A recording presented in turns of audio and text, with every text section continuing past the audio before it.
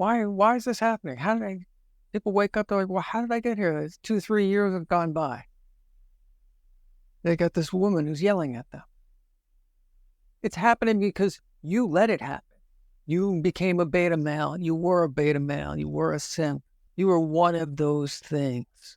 And you put up with it. You participated. And you didn't stop it right at the beginning. That's why it's persisting. That's why it's part of your life. And you might think that's normal, but it's not. I know lots of people who don't raise their voices to each other. I was in a 10-year relationship. I was in several shorter relationships. There was no yelling. It just wasn't part of it. So if you think that's normal, it's not normal. You're suffering. Everyone around you is suffering. It's something you need to do something about. So what happened? You started dating. Things were going great. All of a sudden, there's a disagreement. And she escalated. She started to yell at you. And what did you do? Then you tried to discuss it and talk it out. You believe popular culture and everything needs to be discussed and talked out. No, that was 100% the wrong move. If you're on a date with someone and they start yelling, you let them know that behavior is unacceptable. This date is over. If someone is at your apartment, you're on a date and you bring her back to your apartment or maybe she's spending the weekend and she starts yelling at you, you need to ask her to leave. Not actually ask, but you need to tell her to leave. I don't accept someone raising their voice to me. You're going to have to leave. And that's it. There's no discussion. Do not get trapped into a discussion. When someone has this level of behavior, the discussion is not going to help you. Talking it through isn't going to help you. In Tribe, you'll notice if a woman is a yeller and she's yelling and this is how she fights, she's not interested in resolution. She's not interested in what you have to say. You'll notice while you're making your logical point, she cuts you off before you're able to finish that sentence. She doesn't care what you're saying. She wants to win. She wants to shut you down. She wants to control the situation. She doesn't want resolution. So you trying to think things through and, hey, I notice you do this and you behave in this way. No. That's a complete waste of time. You're in this kind of a situation and you've been going out with someone for months or you're married. It's because you did that. You made a beta male decision and you tried to discuss it.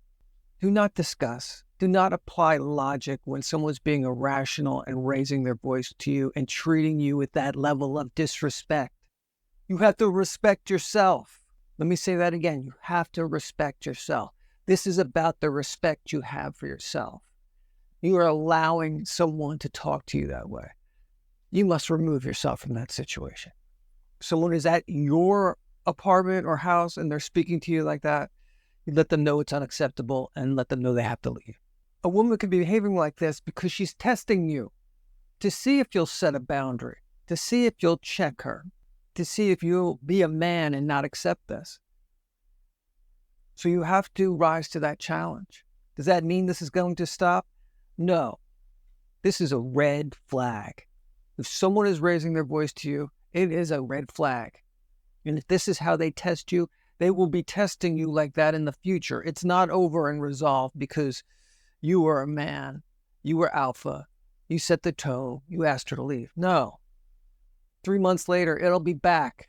Maybe she grew up in a house where that was normal. Maybe she had a past marriage where that's how she communicated or didn't communicate with her past partner. She thinks that's normal.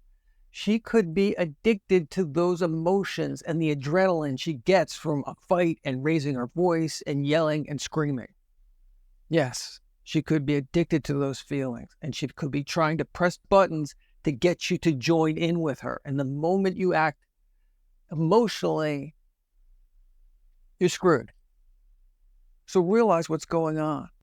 If you're in a marriage and you have kids and you're doing this in front of the kids, realize you're teaching them that that's what a relationship is. Kids learn from watching their parents.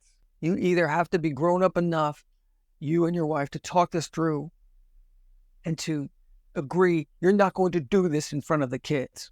Imagine yourself in that situation. Would you like to be in that situation where people are yelling at each other, people you love? on a regular basis. No, you wouldn't want that. Do the adult thing and find a way out of that relationship. Be a good co-parent. If you're just starting out in a relationship and this has happened, hey, you haven't gotten emotionally attached yet. You can make good decisions. Make good decisions. That milk is spoiled. Do not agree to spend years drinking sour milk for the rest of your life. Then if someone's doing this, they're a fighter. You'll notice that they probably never apologize. You'll probably notice there's zero accountability. They're not interested in what you have to say. They're not really interested in resolution. They're not interested in listening to your point of view or how it makes you feel. There's nothing you can do about that. That milk is spoiled. The only thing you can do is take that carton out of the fridge, pour the rest of the milk down the drain, throw the carton away, and get some new milk. Go to several different stores and find good quality milk. Try.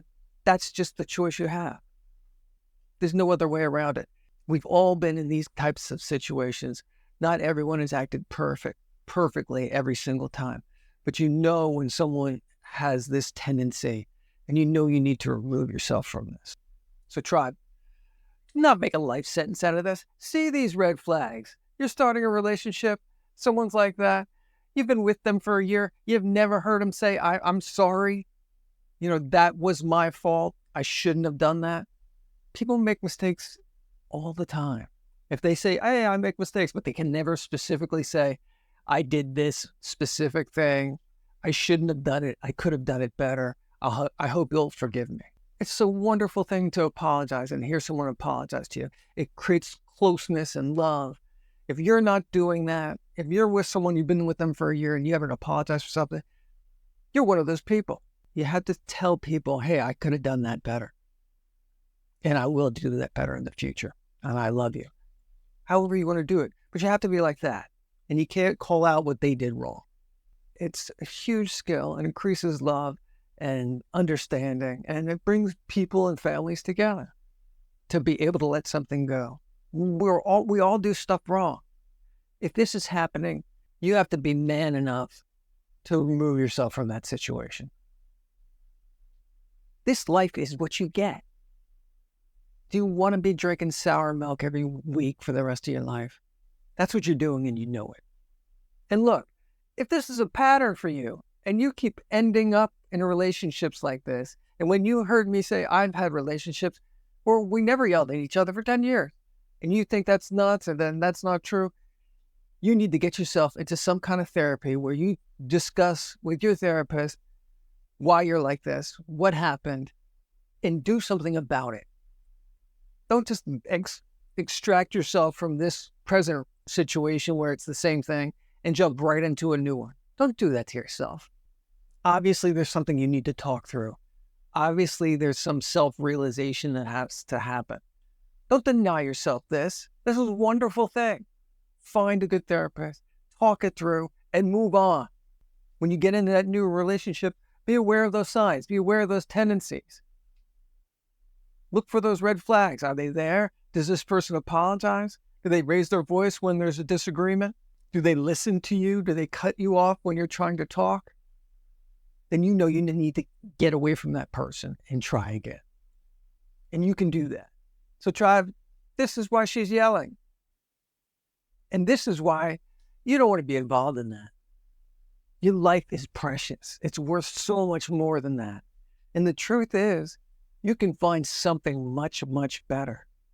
But you have to have this strength to admit to yourself, this isn't right for me.